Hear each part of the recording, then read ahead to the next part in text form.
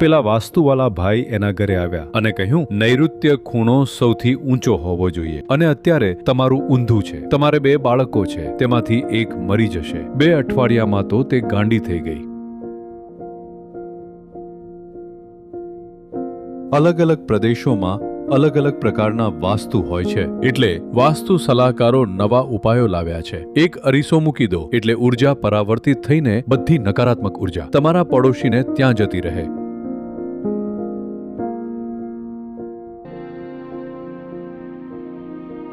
નમસ્કારમ સદગુરુ.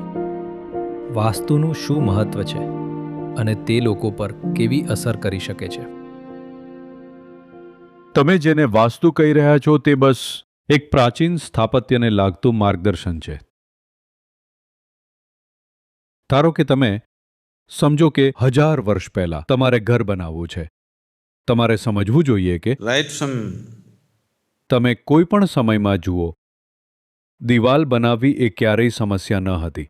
છત નાખવી એ હંમેશા સમસ્યા હતી. એ એક પડકાર હતો, બરાબર ને આર્કિટેક્ટ? છત જ પડકાર છે. હવે આપણી પાસે સ્ટીલ અને સિમેન્ટ, કોન્ક્રીટ અને અન્ય મજબૂત પદાર્થો હોવાથી છત બનાવવામાં આપણને એટલી આઝાદી છે કે આપણે ઈચ્છીએ તેમ બનાવી શકીએ છીએ. પહેલાના સમયમાં તેમની પાસે શું હતું? બસ એક જ વસ્તુ હતી, લાકડું. હવે તમે તમારા ખેતરમાં જાઓ, તમારી પાસે જે ઝાડ છે તેમાંથી એક ઝાડ કાપો અને પછી તમારે ઘર બનાવવું છે, પણ તમારી પાસે ટૂંકું ઝાડ હતું. થડ બસ 8 ફૂટ ઊંચું હતું. તો હવે તમારી પાસે બસ 8 ફૂટ લાકડું છે. તો તમે શું કરશો? તમે 8 ફૂટ પહોળું ઘર બનાવશો, પણ તમારે 10 બાળકો છે, એટલે તમે 100 ફૂટ લાંબુ ઘર બનાવ્યું. હવે તમે એક ટનલમાં રહો છો. જ્યારે તમે આવી ટનલમાં રહો છો ત્યારે ચોક્કસપણે તે તમારા શારીરિક અને માનસિક સ્વાસ્થ્ય પર ઘણી રીતે ગંભીર અસર કરશે. એટલે તેમણે સ્થાપત્ય માટે અમુક સરળ માર્ગદર્શન તૈયાર કર્યું. જો તમે ઘર બનાવો તો તે આ પ્રમાણમાં હોવું જોઈએ. આટલી બારી હોવી જોઈએ. આ બસ એક સામાન્ય નિયમ છે. તમને ખબર છે, આર્કિટેક્ચરમાં, એન્જિનિયરિંગમાં એક થંબ રૂલ હોય છે. જેઓ પોતાના મગજનો ઉપયોગ નથી કરી શકતા તેમના માટે આ થંબ રૂલ હોય છે. સારું, જો આટલા સ્ક્વેર ફૂટ હોય તો આટલી બારી હોવી જોઈએ. સ્ટ્રક્ચર અને આર્કિટેક્ચર માટે આવા સામાન્ય નિયમો હોય છે. તો જેને તમે વાસ્તુ કહો છો તે બસ એક સામાન્ય નિયમ છે, અને આ નિયમ જગ્યાએ જગ્યાએ બદલાય છે.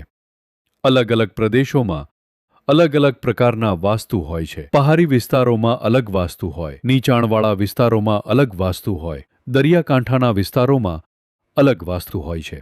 ત્યાંના હવામાન અને વાતાવરણ મુજબ તેમણે ચોક્કસ પ્રકારનું સ્થાપત્ય માર્ગદર્શન બનાવ્યું હતું. અને છેલ્લા થોડા વર્ષોમાં કોઈએ આમાંથી મોટો ધંધો બનાવવાનું નક્કી કર્યું. છેલ્લા 10 વર્ષમાં આનું પ્રમાણ હાસ્યાસ્પદ હદે વધી ગયું છે. તે તમારું સ્વાસ્થ્ય સુધારે છે, તમારો ધંધો સુધારે છે, તમને ચંદ્ર પર લઈ જાય છે. તે બધું જ કરે છે. તમામ પ્રકારની હાસ્યાસ્પદ વસ્તુઓ થઈ રહી છે. લોકોએ તેમના ઘરો તોડવાનું શરૂ કર્યું. જ્યાં રસોડું હતું ત્યાં બાથરૂમ બનાવ્યા. તેઓ રસોડામાં સૂવા લાગ્યા. અને હવે લોકો આ વધારાના ખર્ચાઓથી કંટાળી ગયા. એટલે વાસ્તુ સલાહકારો નવા ઉપાયો સાથે આવ્યા છે. બસ એક પથ્થર મૂકી દો, બધું ઠીક થઈ જશે. એક અરીસો મૂકી દો, ઉર્જા પરાવર્તિત થઈને તમારા પડોશીને ત્યાં જતી રહેશે, બધી નકારાત્મક ઉર્જા. તેમણે નવી પદ્ધતિઓ શોધી કાઢી. ડર. મૂળભૂત રીતે ડર લોકો પર રાજ કરી રહ્યો છે. એટલે જ આ બધી વસ્તુઓ આટલી હાવી થઈ ગઈ છે. મારે તમને એક ઘટના કહેવી છે. હું ચેન્નાઈમાં કોઈના ઘરે રોકાયો હતો અને રાત્રે મારે એક ફોન કરવો હતો. તમને ખબર છે, મારા ફોન કોલ્સ રાત્રે 2 થી 3 વાગ્યા સુધી ચાલે છે. કેમ કે અમેરિકામાં લોકોને લાગે છે કે હું હમણાં જ જાગ્યો છું અને તેઓ ફોન કરવા લાગે છે અને ઘણું બધું ચાલતું હોય છે. એટલે રોજનો સામાન્ય સમય 2 વાગ્યા જેવો તો સામાન્ય છે. તો હું ફોન કરી રહ્યો હતો અને મારી બેટરી પૂરી થઈ ગઈ. મારી પાસે ચાર્જર નહોતું, ફોન નહોતો અને મારે ફોનની જરૂર હતી. તો મેં વિચાર્યું કે જે યજમાન છે હું તેને જગાડું, કેમ કે કંઈક બહુ અગત્યનું કામ આવ્યું છે. મારે ફોન કરવો જ પડશે. એટલે હું તેને શોધવા ગયો. રાત્રે 2 વાગે કોઈને જગાડવું અઘરું કામ છે. એટલે ધીમેથી, tuk tuk, પછી tok tok tok, dhag dhag dhag, ધબ ધબ ધબ નો. કોઈ જવાબ નહીં. તમે ગમે તે કરો. ના. એટલે મેં હેન્ડલ જોરથી ખેંચ્યું. દરવાજો ખુલી ગયો. કોઈ નથી. હું આખા ઘરમાં ફર્યો. કોઈ નથી.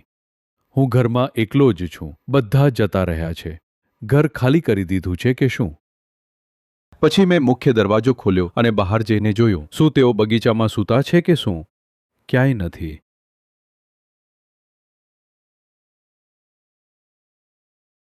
પછી ત્યાં એક ફોન હતો. લેન્ડલાઇન હતી. એટલે મેં અમારી ઓફિસમાં ફોન કર્યો અને કહ્યું, આ ભાઈ ક્યાં છે? એમના મોબાઈલ પર ફોન કરો. અમારી ઓફિસમાંથી તેમણે તેના મોબાઈલ પર ફોન કર્યો અને કહ્યું, તમે ક્યાં છો? સદગુરુ તમને આખા ઘરમાં શોધી રહ્યા છે. પછી તે માણસ નીચે આવ્યો. તમે ક્યાં છો? હું હમણાં જ આખા ઘરમાં ફરી વળ્યો. તે ક્યાંય નથી.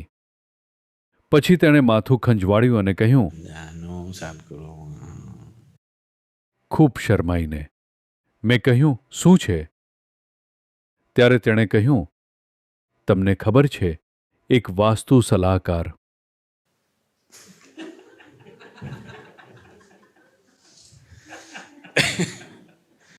વાસ્તુવાળાએ તેને કહ્યું કે તેની ધંધાની બધી સમસ્યાઓ બસ એટલા માટે છે કેમ કે તે જે જગ્યાએ સૂવે છે તે ખોટી છે.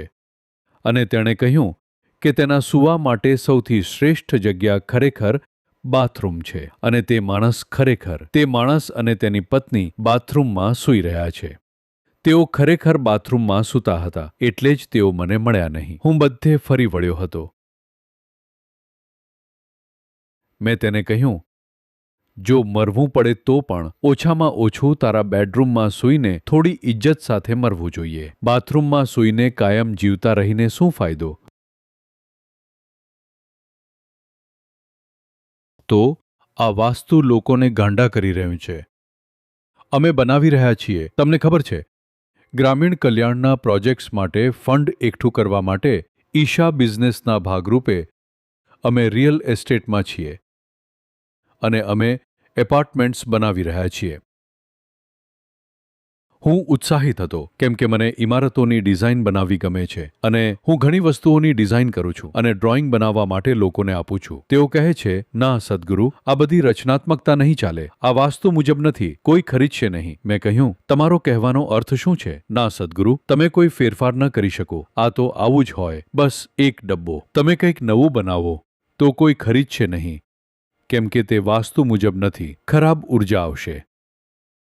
બસ છેલ્લા 8 થી 10 વર્ષમાં જ આ બધું વાસ્તુનું નાટક આવ્યું છે. તે પહેલાં શું લોકો સારી રીતે નહોતા રહેતા? જુઓ, સમસ્યા એ છે કે તમે જે કરી શકો છો તે તમે નથી કરતા.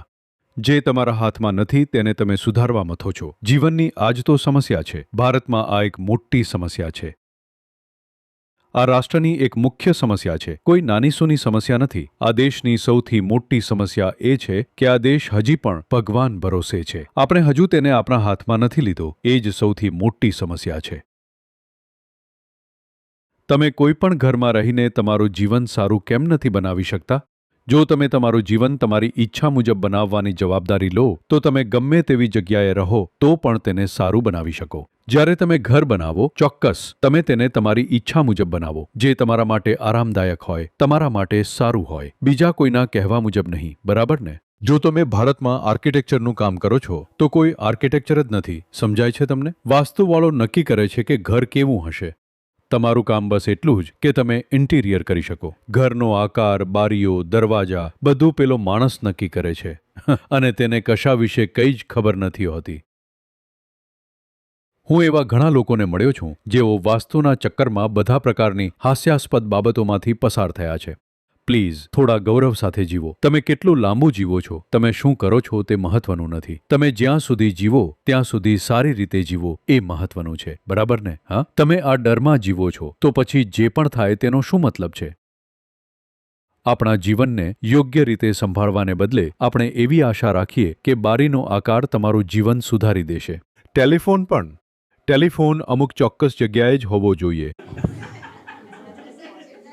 જ્યારે વાસ્તુશાસ્ત્ર લખાયું હતું ત્યારે કોઈ ટેલિફોન હતો જ નહીં. ચાલો આટલું સમજીએ. તેઓ લોકોના ડરનો ખૂબ ખરાબ રીતે લાભ ઉઠાવી રહ્યા છે. જુઓ, હું એક ઘરે ગયો હતો. આ બહેનને હું સારી રીતે ઓળખું છું. કોઇમ્બતુરમાં એક મોટું ઘર છે. ઘરની અંદર એક બગીચો છે. હું પહેલા આ ઘરે ગયેલો છું. એક બપોરે હું જમવા ગયો અને મેં જોયું કે બગીચામાં એક મોટો થાંભલો ઊભો છે, કોન્ક્રીટ કરીને રાખેલો. મેં પેલા બહેનને પૂછ્યું, શું થયું? આ થાંભલો અહીં કેમ ઊભો છે? તે અચકાયા અને થયું એવું કે એમના મિત્રોમાંથી એક મિત્રએ એક વાસ્તુવાળાની ભલામણ કરી હતી. વાસ્તુવાળો ભાઈ એના ઘરે આવ્યો. આખા ઘરમાં ઉપર નીચે આંટા માર્યા અને કહ્યું, જુઓ, વાયવ્ય ખૂણો નૈઋત્ય ખૂણા કરતાં નીચો હોવો જોઈએ. નૈઋત્ય ખૂણો સૌથી ઊંચો હોવો જોઈએ. અને અત્યારે જો હું આ જોઉં તો તમામ ગણતરીઓ મુજબ If I look at this by all calculations, તમારે 2 બાળકો છે, તેમાંથી એક મરી જશે. તેમને 2 દીકરા હતા. તેમણે કહ્યું, બકવાસ, મને આ બધું નથી ગમતું, તમે જાઓ. પેલાએ કહ્યું, તમારી મરજી, અને તેણે પોતાનું કાર્ડ આપ્યું અને જતો રહ્યો. તેને ખબર છે કે આ કેવી રીતે કામ કરશે. પેલા બહેને બસ કહ્યું, બકવાસ, મેં આ માણસની સલાહ શું કામ લીધી? એ કહે છે કે મારું એક બાળક મરી જશે. તેમને તે ગમ્યું નહીં. પણ 3 દિવસ પછી તેમણે તેમના બાળકો તરફ જોયું. જો તેમને છીંક આવે તો તેમને લાગે કે તેમાંથી એક મરી જશે. એ વિચાર તેમના મગજમાં ઘૂમવા લાગ્યો. 2 અઠવાડિયામાં તો તે ગાંડા થઈ ગયા. પછી તેણે વાસ્તુવાળાને ફોન કર્યો. સારું, મારે શું કરવું જોઈએ? તેણે કહ્યું, હું તે ઠીક કરી શકું છું, મને જોવા દો. અને તેનો ખર્ચ 50,000 રૂપિયા થશે. તેણે કહ્યું, ના હોય, મારી પાસે 50,000 રૂપિયા નથી. તેમણે રકઝક કરી અને છેવટે 12,000 રૂપિયા નક્કી થયા. પછી તેણે કહ્યું, સારું, તે એક દિવસ આવીને ઠીક કરી જશે. અને તે એક મોટા લાંબા થાંભલા સાથે આવ્યો અને આ થાંભલો નૈઋત્ય ખૂણામાં રોપી દીધો અને તેને બતાવ્યું કે કેવી રીતે નૈઋત્ય ખૂણો વાયવ્ય ખૂણા કરતા ઊંચો થઈ ગયો છે અને બાળકો હવે એકદમ સારા છે. okay. એકવાર તમે ડરમાં હોવ પછી બધું સાચું લાગવા માંડે છે. તમને ખબર છે, બધું મોટું દેખાય છે. પ્લીઝ સમજો, ઘર બનાવવામાં ચોક્કસ સમજણ તો હોય જ છે. અમુક પ્રમાણમાં ખુલ્લી જગ્યા, અમુક પ્રમાણમાં સુવિધા હોવી જોઈએ. આ એવી વસ્તુ છે જે કોઈ પણ બુદ્ધિશાળી માણસ બનાવી શકે છે. ઘર બનાવવા માટે કોઈ શાસ્ત્રીય માર્ગદર્શનની જરૂર નથી હોતી.